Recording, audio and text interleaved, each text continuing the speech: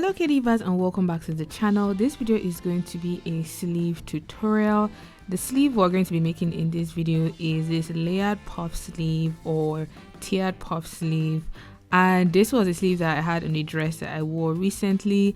It's one of those sleeve designs that, depending on the fabric that you use and how long you make your sleeve pattern, it could have different shape and different ways that it would sit on your body. This is how mine ended up looking because I used a brocade fabric which has a little bit more structure and body, but if you use a softer fabric like a chiffon or a silk, it would drape slightly differently.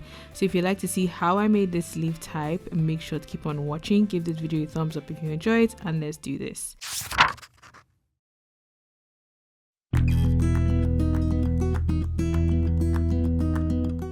My fabric of choice for this project is this metallic gold brocade, and I ended up using a meter of fabric for each sleeve. This is what I use for the rest of my dress. I also grabbed myself a 1 cm of half inch wide elastic, and I ended up using 2 meters per sleeve. And then I have my basic sleeve pattern which I'm going to be adapting for this sleeve design. If you haven't seen my sleeve tutorial already, I'm going to link it on the screen and down below so you can create your own sleeve pattern if you don't have one already. Let's jump straight into making the sleeve pattern. I'm going to be dividing my sleeve into 4 panels vertically, and I'm just making the division along my bicep line. Once I have the dividing point marked along the bicep line, I am using a long metal ruler to draw vertical lines that go through those points, and then I'm going to be slashing along those points. If you're new to the channel, I am basically the queen of slash and spread because it's a technique that I personally enjoy and I use it very often. It allows me to add volume into pattern in a way that I can, play around with where it sits by like using elastic and gathers and pleating. And in this particular case, I'm going to be slashing all panels completely, and I'm going to be spreading them sidewards. So if you want your sleeve to be really full, the space between each panel would be a lot. Mine, I ended up putting about 4 inches between each panel. That's how wide my spread was, so it was an even 4 inches from the bottom all the way to the top. You could also play around with how you spread your panels. If you wanted the volume to be more at the bottom of the sleeve, you could spread it in such a way that you add more towards the bottom and less towards the top, so it flares out towards the bottom of the sleeve. But for the sake of simplicity, I'm just going to be spreading mine evenly by 4 inches across all of the 4 panels. Once they are all spread, I'm going to be connecting or drawing in the sleeve head, and this I am grabbing my trusty old pattern master to help me because I want a curved sleeve head, and my intention is to make an elastic tunnel and gather in the extra volume I've added on top of my sleeve here. Once I have my sleeve head drawn in place, don't forget to add any notches. I would help you know what side is the front, what side is the back, what side is the middle of the sleeve along the head. And I'm also drawing in a long vertical grain line that would guide me when I'm using this pattern to cut fabric. Because I've separated the pattern, I have to connect all the panels along the bottom so I have a unified hemline. I'm also adding a hem allowance of about 1 inch, give or take. That's how much I added.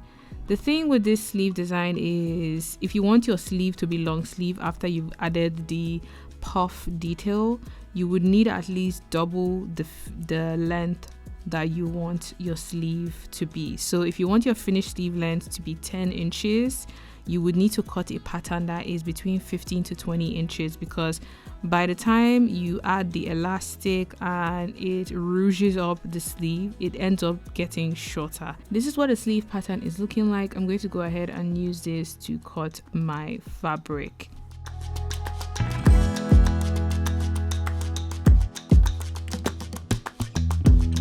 If you wanted your sleeve to be long and fuller, you would need to be mindful of the fabric that you need to work with because that affects how it drapes on the arms. You would also need to add volume through the middle of your pattern, slashing 2 or 3 times and adding between 4 to 6 inches. Essentially, you will need twice the length, so the sleeve pattern ends up longer than your finished sleeve length. For me, I'm going to be using my sleeve pattern the way it is. I just thought to mention for anyone who wanted a full dramatic long sleeve finish so you know where to make changes for your own project. I'm just cutting one sleeve at this point, and for each sleeve I cut a pair of my fabric. And I'm going to be marking where I want my elastic to be along the sleeve. The first one is going to sit 3 inches below the bicep line. The second one is 5 inches below the first point that I just drew. And then the third one is going to be 4 inches above the hemline. The placement is up to you, but I wanted them to be somewhat evenly distributed, and I'm just repeating the same thing on the other side so I can draw in a horizontal line that connects each side together like I am doing here. If you even wanted to be very, very, very, like, you know, refined and very exact, you would do this on your fabric and then you stitch along the chalk line that you've drawn on your fabric so you have a straight line that goes across. To be sure that my tunnel is wide enough for my elastic, I'm just putting the elastic against the points that I have drawn, and I'm marking how wide I need to make my elastic tunnel for each side that I want the gathering to be. I want 3 elastic tunnels, so I'm ensuring that along those points I'm just marking with the edge of my elastic how wide it needs to be. This I am notching on the sides with a small scissors. I'm notching directly onto the fabric so I know how wide the tunnel is when I'm stitching it. I won't be drawing a chalk on my fabric, but if you wanted to, you can do that, because then you essentially will just stitch along the chalk line, and that would remove any guesswork from the sewing of the sleeve. I have both layers of my sleeve pieces layered on each other with wrong sides facing one another, and I have pinned it in such a way that I'm going to be sewing the elastic tunnels. These points have already been notched along the side seam. You could draw this with a chalk like I mentioned earlier on if you just wanted to be very accurate with how wide this tunnel is from the beginning all the way to the end.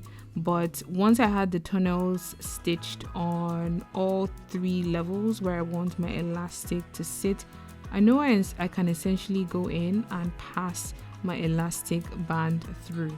Now this is what the sleeve is looking like so far. I have my tunnels stitched visibly in place, and once I'm happy with that, I'm going to actually grab my elastic and I'm going to cut an elastic band that measures my around bicep measurement for the first one. Mine was around 12 inches. Please cut an elastic band that is a comfortable fit around your arm. The worst you can do is cut an elastic that is too tight and you end up feeling a suffocating feeling around your arm because the elastic doesn't have a lot of stretch, or you cut it too short. We want to avoid that.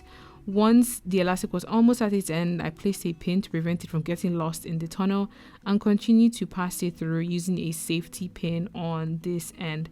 Once I arrived at the other end of the tunnel, I'm going to place a pin down, and that is the first tunnel done.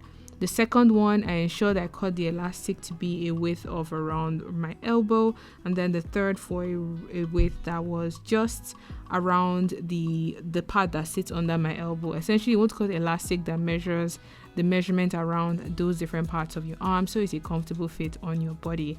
Once all the elastics were passed into the tunnel, I'm going to take my piece to my overlocker and I'm going to overlock the edges. As I'm overlocking the edges, I try to catch the elastic as well so that locks it along the sides of the sleeve. Once I did it for this side, I did the other side, and then I'm going to go ahead to overlock the hemline. If you don't want to overlock, you can essentially just do like a normal straight stitch and then secure it with a zigzag afterwards. But I have my overlocker, hence why I'm going to just be using it to make the process a lot quicker.